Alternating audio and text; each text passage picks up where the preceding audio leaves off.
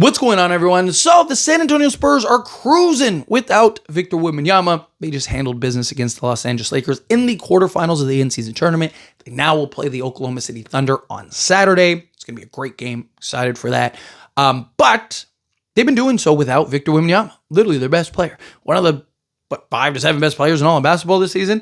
Guy that playing at an MVP level, best defensive player in all of basketball, right? Completely changes the tide of this team. They are 9-3 without him. They actually have a better offensive rating without him. The defensive rating is like ridiculous with him. But you see this team, and look, if you can get everybody healthy and start really kind of climbing this ladder here, all of a sudden you look up, Spurs could be potentially a title contender, right? Like there's still teams I have concerns with, right? Oklahoma City.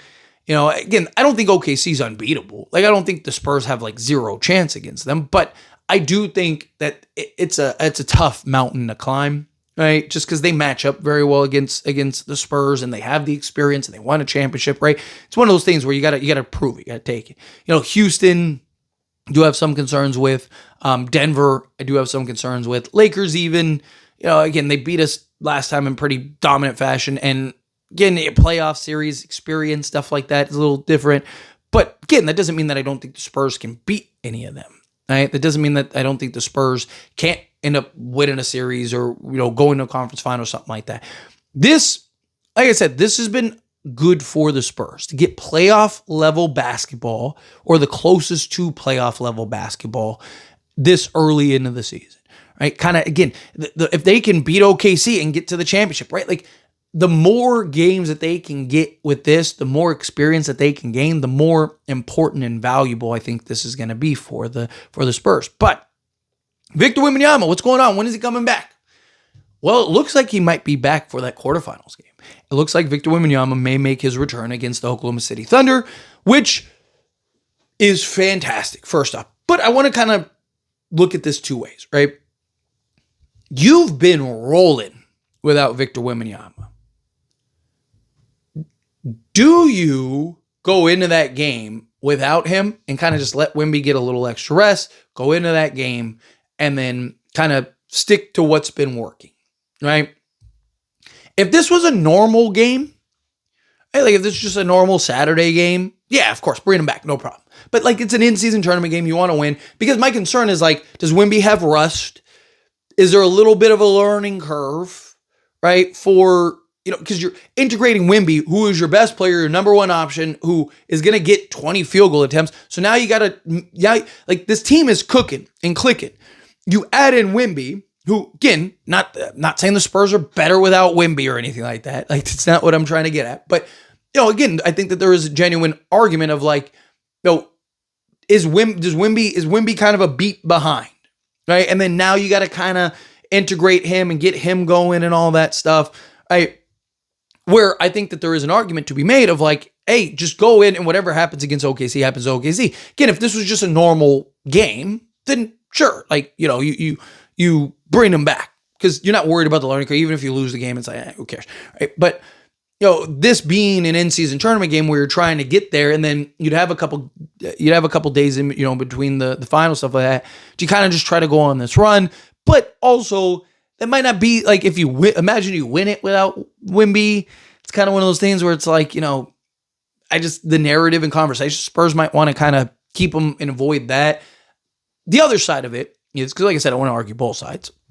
The other side of it is Victor Wembanyama is, the best player you have and one of the best, if not arguably the best two-way guy in all of basketball. You play him, right? Like, it's like, hey, I know you've been cooking. I know you've been killing. I know you've been doing all that.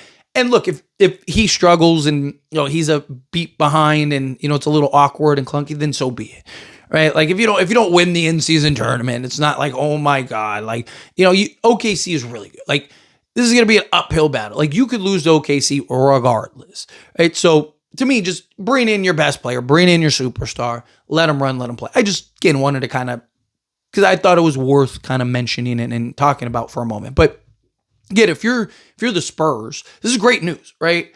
Mitch Johnson even talked about how Victor Wembanyama has been, had a full shoot around. He's been having practices. He's been running 5-5. He's been doing all of it. Right. So he's ramping up and gearing up to make that return. And so obviously you want him to return sooner rather than later, right? Because the sooner he gets back, the sooner you can start putting everything together in order to get this team to the best version possible. Right? Because again, this team has been clicking. This team has been killing. Right? And now you add in Wemby, again, who's one of the best players in all of basketball. All of a sudden you look up and it's like, this team might be the best team in all of basketball, or one of the best teams in all of basketball. And they have some very notable wins. Again, you beat Houston, you beat Denver, you beat the Lakers.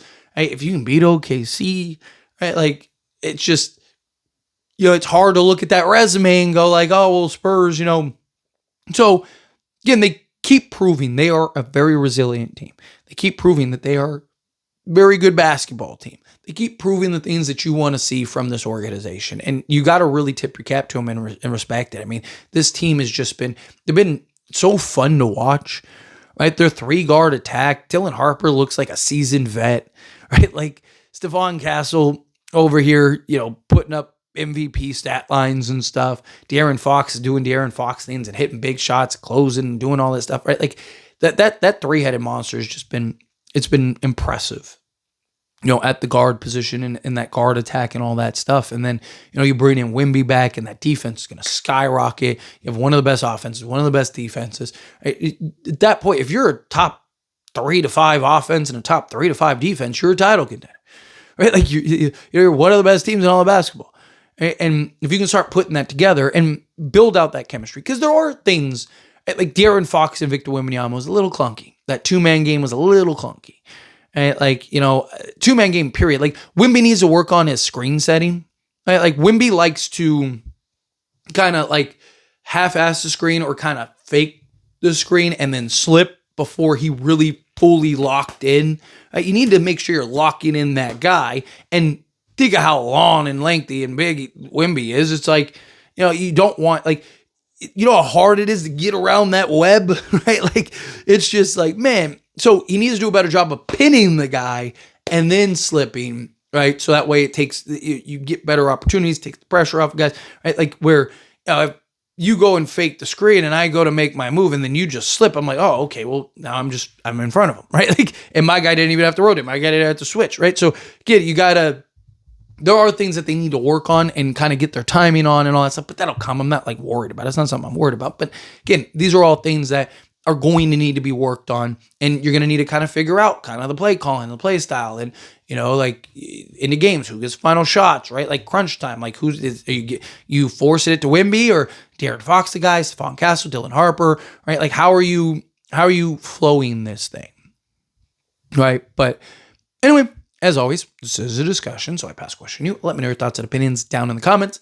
That being said, if you haven't liked this video, hit that like button. Helps me a lot. So we enjoy these types of videos, and I truly appreciate it. Not subscribe channel, hit that subscribe button. Turn on the bell notifications. Appreciate y'all. See you in the next one.